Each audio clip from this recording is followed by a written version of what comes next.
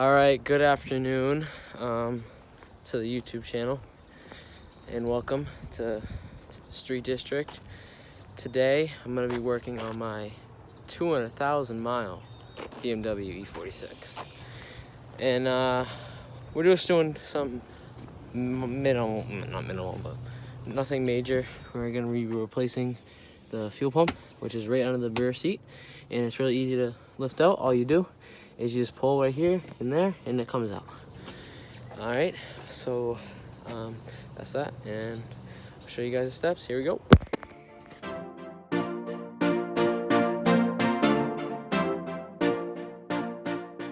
All right, guys, so I just took off the cover to get to the fuel pump, and you're not gonna believe what I found, but here it is. I'm gonna show you. You lift this up, and there's 4 screws, and you take those 4 screws off, and then you get to the fuel pump.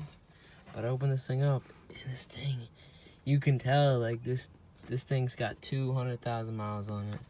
This thing has never been, this clamp actually this has been changed. Because this is not a factory clamp, so someone's definitely fiddled around with this before. But so what I'm gonna do here is I'm gonna go get the vacuum, and I'm just gonna vacuum this stuff out so it's not like there. Okay, guys, so I just cleaned this out a little bit so it was a little cleaner, like, area to work on. That was like filled with a ton of air, and I just used the vacuum to clean it. So right here, I'm not sure if this thing's ever been replaced, because I mean, I should have got a new ring. I don't even know how this thing is gonna come off very well.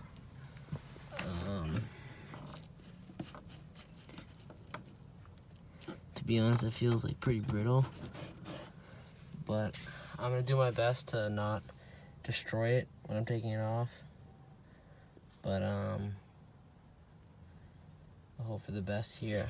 I'm not sure if this thing was ever replaced, but it has BMW label on it, so I'm not assuming that it hasn't. This clamp may have been replaced, but other than that, I'm gonna say it wasn't replaced. So I'm gonna go along and take this hose off, and then I'm gonna do my best to take this ring off without destroying it, because it feels pretty brittle. So alright,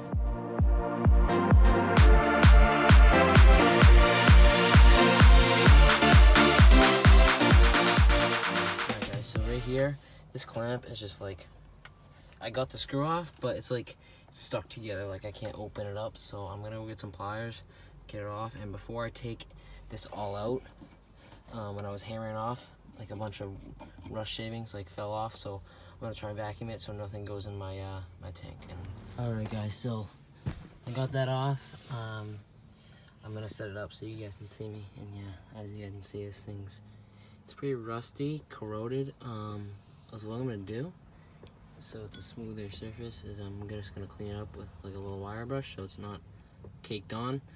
And I'm gonna take that out, throw the new one in, and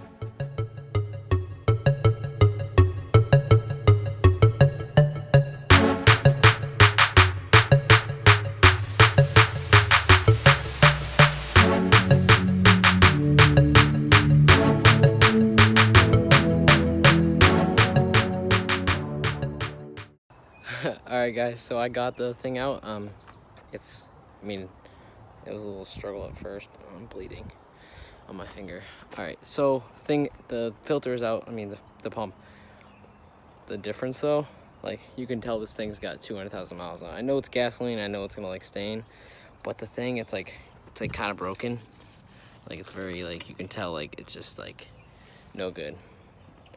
It wasn't completely gone, but when I would get below like a half a tank or a quarter of a tank, it would start to misfire and like get with like lean codes and stuff. I also have a fuel filter that I'm gonna put in, so yeah, I'm gonna get to this and I'll show you guys the difference. So as you can see, the old one and the new one, this is like where it sucks up. You can tell this thing's kind of toast by like the way the plastic is. It's supposed to be kind of stiff. This thing was, I would kind of get bad reading sometimes, so there's definitely something wrong with this thing. This didn't read correctly. And yeah, So there's that one, and here's a new one. And actually, they're actually a little bit different. So the way the little lever sits on there is a little different, and the way this little hose in the back is all different. And the motor, you can tell, a little bit smaller. So you can see the difference between, like, over time, how things change and how everything improves. But always gotta go Bosch. It's the way to go. All right, here we go.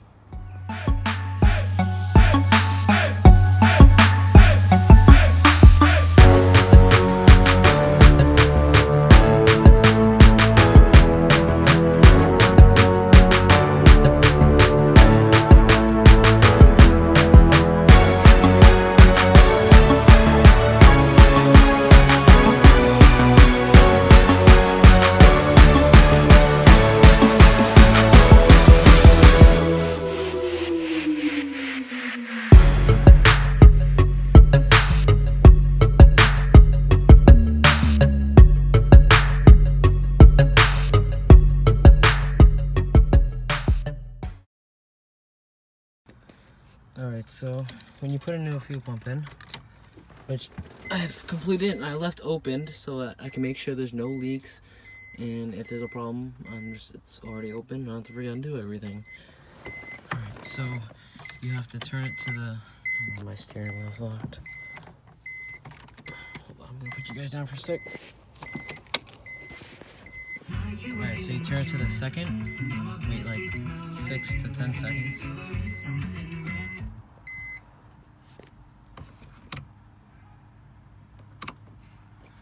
Let it prime, and then turn it back off. Wait like 5 seconds. I know this is kind of tedious. Another again. You can hear the thing pumping. And then off. Again. You gotta prime the pump. First one, I don't know. I'm gonna do it one more time.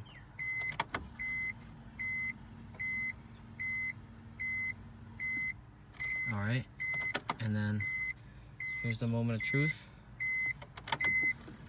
1, 2, 3, 4, 5.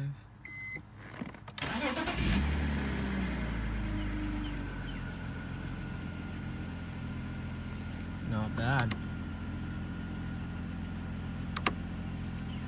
It sounded like a much smoother start. I'm used to like usually it kind of grumbles a little bit. But as you can see, I'm on a 1/4 tank, so I was waiting to see, but I had the pump, so it's a good time to do it, so I figured I would just do it. I'm gonna let it idle for a second.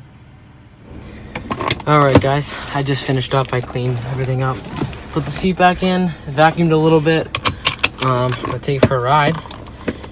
I let it idle for a little while, which is where I usually had the problem, where like idle, it would start misfiring and stuff. Versol idle hadn't misfired at all, so let's go for a spin.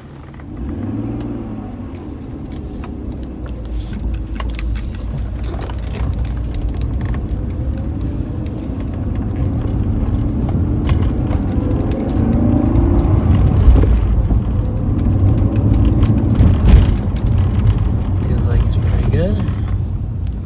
There's no problem. I feel like there's no problems. I'm just gonna go right around the block. I'm not going for a long ride. Just wanted to see the channels. And yeah, I think we're good.